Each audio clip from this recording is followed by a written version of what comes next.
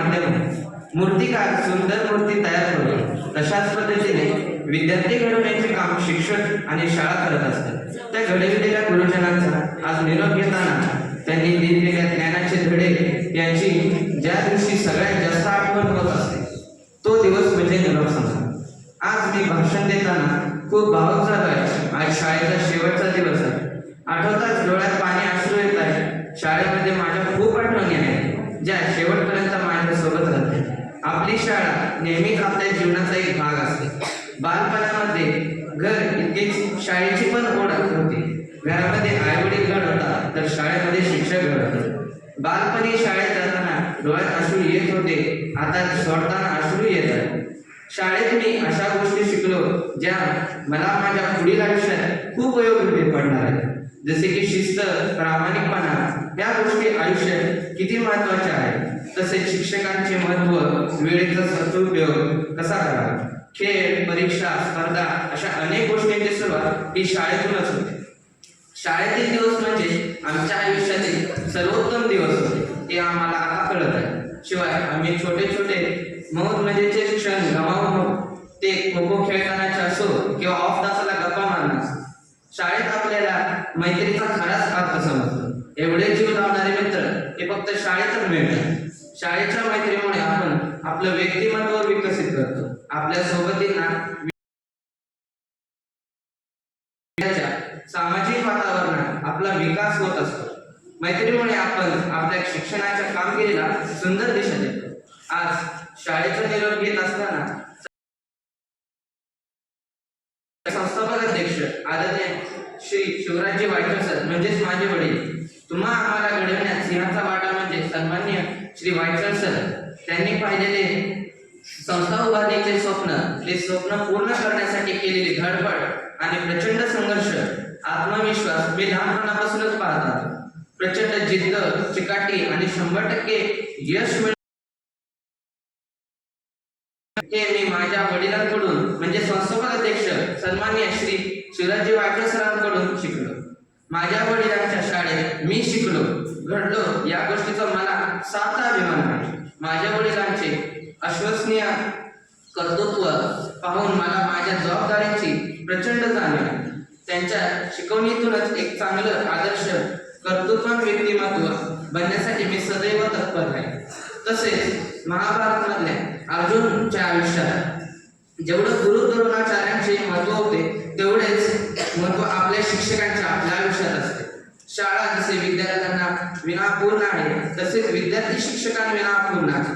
आमचे वर्ग शिक्षक माळी सर हे उत्तम गुरु तर आहेतच, पण तसेच त्यांचे मित्र बनून आमच्या गोष्टींमध्ये सहभागी होतात, आम्हाला मार्गदर्शन करतात. आमचे समाजशास्त्राचे सर आदरणीय घोडके सरांनी इतिहास, भूगोल खूप मेहनत करून तालुका स्तरावर सलग 5 वर्ष प्रथम क्रमांक पटकावण्यात खूप मोठे मार्गदर्शन केले. तसेच या शाळेच्या मुख्याध्यापिका व आमच्या गणिताच्या शिक्षिका आदरणीय गोटे मॅडम यांनी फक्त आम्हाला पुस्तकाचे गणित सोडवायला शिकवले नाही तर पुढील आयुष्यात वेळ प्रसंगी आयुष्याचे कोडे कसे सुटेल याचेही मार्गदर्शन केले.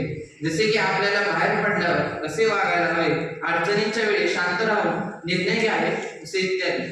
वर फ्रेजेस अशा गोष्टींचा प्रत्येकच वर्षी गृहपाठ देणाऱ्या आमच्या शिंदे मॅडम यांनीही इंग्लिश हा विषय खूप छान पद्धतीने शिकवला.